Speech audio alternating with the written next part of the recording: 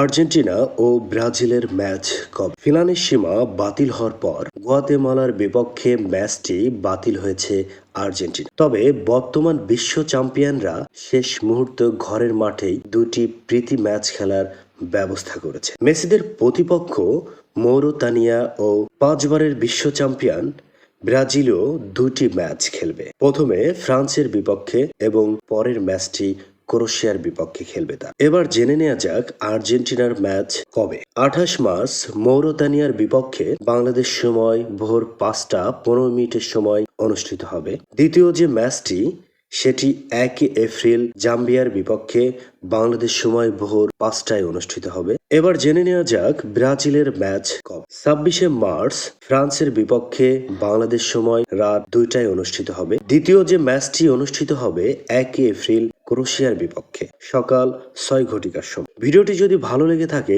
তাহলে like, comment, share করবেন সবাই।